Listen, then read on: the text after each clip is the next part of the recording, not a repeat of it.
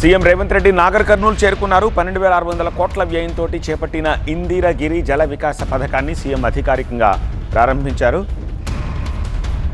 So ఈ నేపథ్యంలో స్థానికులతోటి interact అవుతున్న లైవ్ దృశ్యాలను చూస్తున్నాం. చాలా ట్రైనింగ్స్ తీసుకెళ్లడం, మొక్కలు ఎలా అంటుకట్టుకోవాలి, ఎంత లోతు గుంత తవ్వాలి, మనం దానికి పురుగు పట్టినప్పుడు ఏ మందులు వేసుకోవాలి, వాడుకోవాలి అనే దానిపైన మాకు హార్టికల్చర్ వాళ్ళు చాలా బాగా చెప్పడం జరిగింది సార్.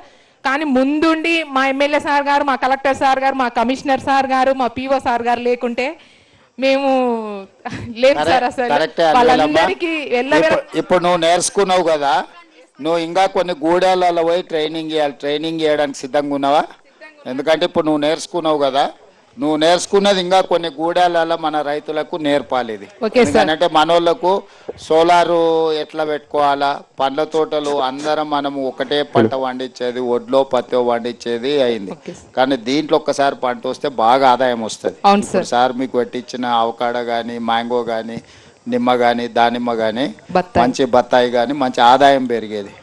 రెండోది మనకి నల్లమల అడవులలో ఈ కరెంటు ఇక ఫారెస్ట్ వాళ్ళు సతాయించడాలు ఇవన్నీ ఉంటాయి. ఇప్పుడు నీ కరెంటు వాళ్ళ కాడికి పోవాల్సిన పనే లేదు, కరెంటే నీ కాడికి వచ్చింది. అవునా? సోలార్ పెట్టుకునేందుకు అది మంచిది. అందుకోసం అయితే పొయ్యే కొద్దీ మా సార్కి ఏం చెప్పిన అంటే, ఇప్పుడు మీరు సోలార్ ఏదైతే పెట్టుకుంటారో పంపు సెట్లలో, మీ పంపులకే కాకుండా మీరు విద్యుత్ ఉత్పత్తి చేసి గవర్నమెంట్కి అమ్ముకుంటే నెలకు 2,000 3,000 మీకు ఆడపిల్లలకి చేతి ఖర్చులకు వచ్చేటట్టు ప్యానెల్స్ వేయించమని కూడా చెప్పిన నేను. ఎందుకనంటే పొలంలో పెట్టుకొని దాన్ని కాపాడుకుంటే చాలు, ఏం చేయాల్సిన పని లేదు. నెలకు 4-5 వేల వరకు మనం ఆదాయం పెరిగేటట్టు బట్టి సారే మళ్ళీ విద్యుత్ కొనుక్కొని మీకు పైసలు ఇస్తాడు. పెట్టుకున్న సోలార్ మీరు కాపాడుకోవాలి అంతే. మన సంఘాలలో సభ్యురాలువేనా? సంఘాలలో ఉన్న వాళ్ళందరికీ కూడా కలెక్టర్ గారు వీరిని ట్రైనింగ్ ఇచ్చి వీళ్ళతోని మళ్ళీ ట్రైనింగ్ వీళ్ళతో పెట్టించుండ్రి. దాంతో ఏమైందంటే వాళ్ళు ఇంకా జాగ్రత్తగా చెప్తారు. చదువుకున్న అమ్మాయిలు ఎవరైతే ఉన్నారో వీళ్ళకి కొంచెం ట్రైనింగ్ ఇచ్చి వీళ్ళని ఎంపవర్ చేసి లిటరేచర్ అంతా కూడా వీళ్ళకి ఇచ్చి ఎక్కడెక్కడ మనకు గూడాలు ఉన్నాయి, ఈవెన్ ప్లెయిన్ ఏరియాల రైతులకు కూడా వీళ్ళతో ట్రైనింగ్ ఇప్పారు. ఎందుకంటే వాళ్ళ సంఘాలలో కూడా సభ్యులు, ఆ సంఘాల సభ్యులు అందరు కూడా అవగాహన కల్పిస్తే వాళ్ళ భూములలో కూడా పెట్టుకుంటారు. వాళ్ళకు ఒకటి, వాళ్ళ భూమిలో సోలార్ పంపు సెట్ పెట్టుకుంటే కరెంట్ వచ్చిందా పోయిందా ఈ పంచాయతీ ఉండదు. రెండోది, ఆ సోలార్ వాళ్ళ వ్యవసాయానికి సరిపోగా మిగిలిన విద్యుత్ ఉత్పత్తి చేస్తే ప్రభుత్వమే కొనుక్కుంటుంది. ప్రభుత్వం కొనుక్కొని వాళ్ళకి నెల పైసలు ఇచ్చే ఏర్పాటు చేపిద్దాం. అప్పుడు ఏమవుతుందంటే పిల్లల చదువులకు, ఇంటి ఖర్చులకు, ఇంకా ఇంటి ఆయన మీద ఆధారపడకుండా చక్కగా వాళ్ళ పేరు మీదనే ఖాతా తెరవాలి. బట్టాను మహిళల పేరు మీదనే ఖాతా తెరిచి వాళ్ళ ఖాతాలకే పైసలు పోయేటట్టు చూడాలి. మళ్ళీ ఇంటి ఆయన చేతిలోకి పోతే బెల్ట్ షాప్కి పోతాయి. అంతేనా?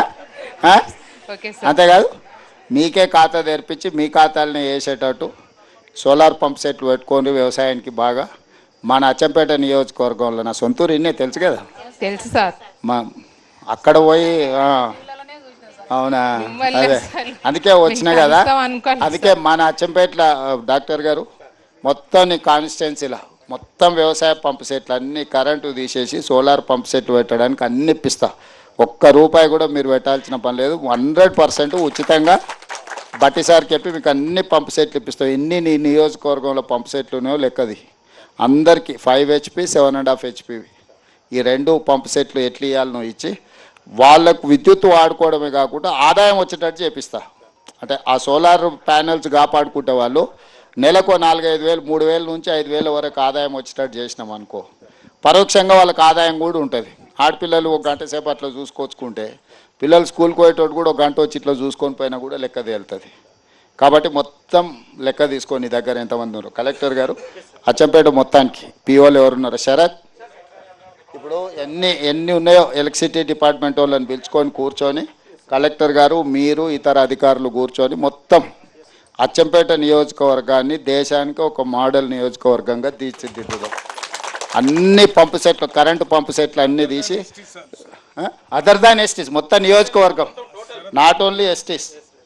ఇది నా సొంత ఊరు, నా సొంత ప్రాంతం. ఈ నియోజకవర్గంలో ఏ ఒక్క రైతు కూడా ఇంకా కరెంట్ వచ్చింది, కరెంట్ పోయింది, కరెంటు తీగలు బాగున్నాయా బాగాలేవా, ట్రాన్స్ఫార్మర్ కాలిపోతే అచ్చంపేట కేసుకప్ప, కలకుర్తి కేసుకప్ప, ట్రాక్టర్ తీసుకురా ఈ పంచాయతీ దెంచు, ఎవరికి వాళ్ళకి ఏముందో భూమి ఎక్కువ ఉంటే రెండు ఇయ్యండి, అంటే ఒకవేళ నీళ్లు సరిపోకపోతే.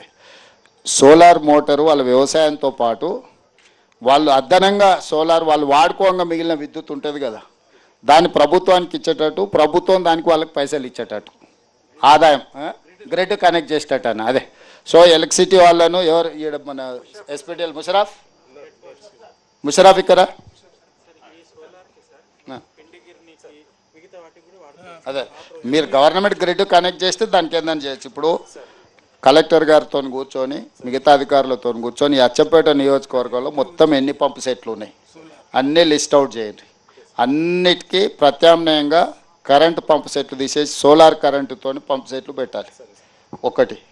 రెండోది ఆ ప్యానెల్స్ ఎట్లుండాలంటే వాళ్ళ వ్యవసాయానికి సరిపోను 3,000 నుంచి 5,000 ఆదాయం ప్రతి నెల వాళ్ళకు వచ్చేటట్టు ప్యానెల్స్ డిజైన్ చేయాలి. మొత్తం subsidy, cross subsidy, matching grant అంతా బట్టి సార్ మీరే చూసుకోవాలి. ₹1 నియోజకవర్గంలో మీకు ఇయ్యరు. మీరు ఆ మోటార్ తీపియాలి, ఆ మోటార్ వాళ్ళు ఏమైనా చేసుకుంటారు. మళ్ళీ మీరు ఆ మోటార్ అడగకండి, మళ్ళీ మీరు ఇది చది అడిగారు కానీ మీరేం అడగకరే వాళ్ళ మోటార్ వాళ్ళు ఏమైనా అమ్ముకుంటారు, ఉంచుకుంటారు. మీరు మాత్రం మొత్తం లిస్టు తీసి ఎన్ని రోజులలో చేయగలుగుతారు లిస్ట్ అంతా?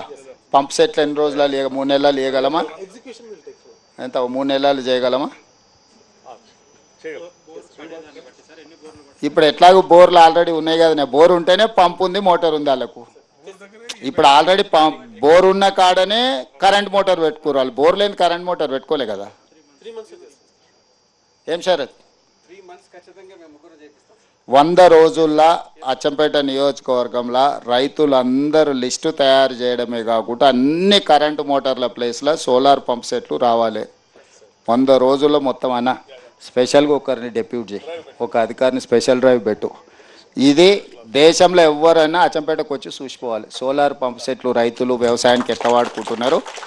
దీంట్లో వ్యవసాయానికి సోలార్ వాడుకోవడం కాదు, ప్రతి కుటుంబానికి 3 నుంచి 5,000 ఆదాయం ఎట్లా రావాలో మీరు డిజైన్ చేయాలి. దాంతో ఇంటి ఖర్చులకు వాళ్ళకు ఖర్చులు వెళ్ళాలి. మీరు ప్యానెల్స్ డిజైన్ చేసేటప్పుడే సోలార్ ఉత్పత్తి చేసి గ్రిడ్కి ఎట్లా కనెక్ట్ చేయాలనో డిజైన్ చేయండి. దీన్ని పైలట్ కింద అంటే మొత్తం దేశానికి ఒక మోడల్ కాన్స్టిట్యున్సీ కింద అచ్చంపేటను తీర్చిదిద్దండి. దీనికి ఒక స్పెషల్ ఆఫీసర్ని ఎవరినైనా పెట్టుండ్రి. ఇంటికి ఇస్తే ఇంకా మంచిది. ఇల్లు కూడా